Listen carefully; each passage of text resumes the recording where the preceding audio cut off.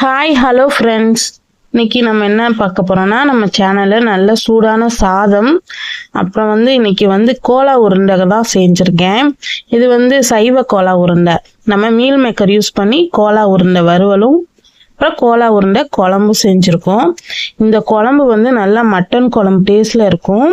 Mutton குழம்புக்கு ஈக்குவலாக இந்த கோலா உருண்டை ரெசிபி இருக்கும். கண்டிப்பாக ட்ரை பண்ணி பாருங்க. நான் போடுற ரெசிபிஸ்லாம் உங்களுக்கு பிடிச்சிருந்தா சேனலுக்கு சப்ஸ்கிரைப் பண்ணுங்க.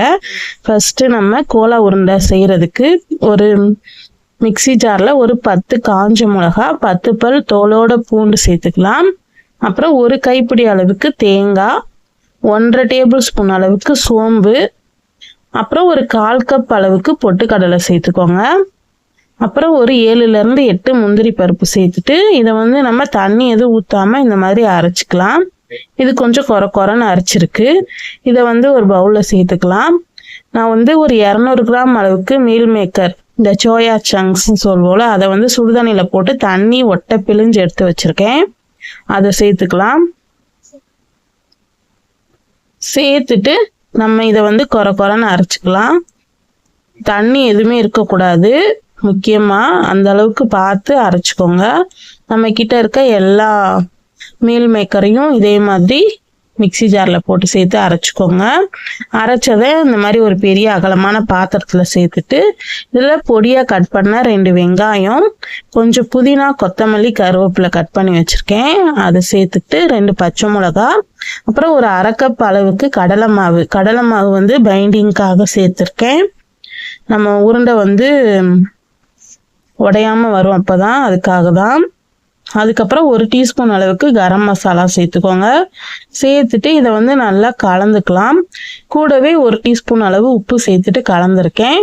இப்போ நம்ம இதுக்கு எந்த அளவுக்கு உங்களுக்கு சைஸ் வேணுமோ அந்த அளவுக்கு நீங்கள் உருண்டை பிடிச்சி வச்சுக்கோங்க. நான் கொஞ்சம் மீடியம் சைஸ்க்கு தான் உருண்டை பிடிச்சிருக்கேன். நம்ம 200 கிராம் அளவுக்கு தான் மீல் மேக்கர் எடுத்திருக்கோம். இது குழம்புக்கும் நம்ம சாப்பிட்றதுக்கும் ஃப்ரைக்கும் கரெக்டாக இருக்கும்.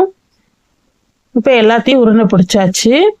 இது ஒரு சைடு இருக்கட்டும். இப்போ குழம்பு நம்ம ஃபஸ்ட்டு செஞ்சிடலாம். குழம்பு செய்கிறதுக்கு கடாயில் ஒரு 3 டேபிள் ஸ்பூன் அளவுக்கு எண்ணெய் ஊற்றிக்கோங்க. எண்ணெய் சூடானதும் 2 துண்டு பட்டை, கொஞ்சம் கல்பாசி, 2 லவங்கம், ஒரு அன்னாசிப்பூ, அப்புறம் 2 ஏலக்காய், ஒரு கொத்து கருவேப்பிலை போட்டு தாளிச்சுக்கோங்க.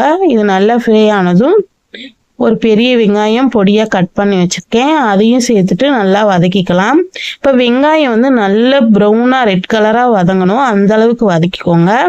இப்போ இதில் நம்ம 1 டேபிள் ஸ்பூன் அளவுக்கு இஞ்சி பூண்டு பேஸ்ட் சேர்த்துக்கலாம்.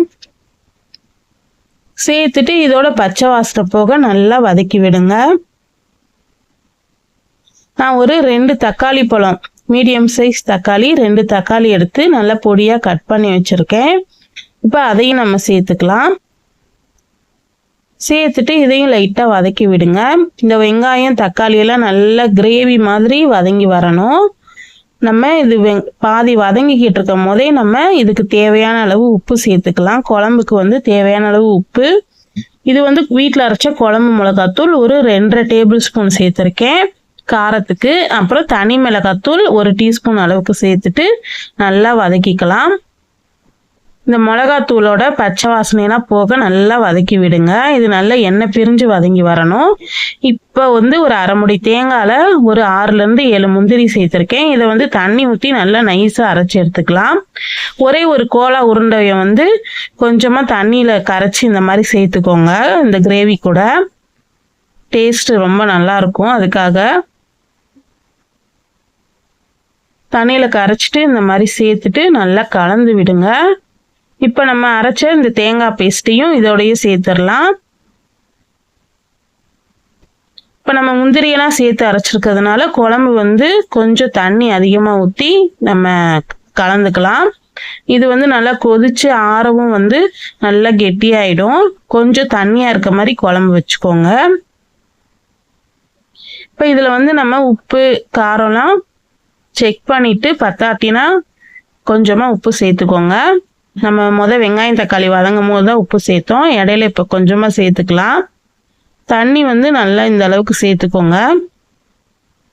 நான் வந்து ஒரு 5லேருந்து 6 கப் அளவுக்கு தண்ணி சேர்த்துருப்பேன். இப்போ உப்பு கொஞ்சம் கம்மியாக இருக்குது. உப்பு சேர்த்துட்டு இதை மூடி போட்டு ஒரு 10 நிமிஷம் கொதிக்க வச்சா நம்ம குழம்பு வந்து சூப்பராக எண்ணெய் பிரிஞ்சு ரெடி ஆகிடும். அவ்வளோதான். இப்போ குழம்பு வந்து நல்லா கொஞ்சம் தண்ணியாக இருக்க மாதிரி தான் இருக்கும். நம்ம உருண்டையெல்லாம் போடவும் அது வந்து கரெக்டான கன்சிஸ்டன்சிக்கு வந்துடும். இப்போ நம்ம குழம்பு வந்து ரெடி ஆயிடுச்சு. இதை மூடி போட்டு ஒரு ஓரமாக எடுத்து வச்சிடலாம். இப்போ கோலா உருண்டை பொரிக்கிறதுக்காக நான் ஒரு கடாயில் எண்ணெய் காய வச்சுருக்கேன். எண்ணெய் நல்லா சூடாக இருக்குது. இப்போ அடுப்பை வந்து மீடியம் ஃப்ளேமில் வச்சுட்டு நம்ம ஒரு உருண்டையாக சேர்த்துடலாம். சேர்த்துட்டு இது நல்லா எடுத்தோடனே நீங்கள் திருப்ப வேணாம். கொஞ்சம் நல்லா கலர் மாதிரி வந்ததும் நம்ம கரண்டி வச்சு திருப்பி போட்டுக்கலாம்.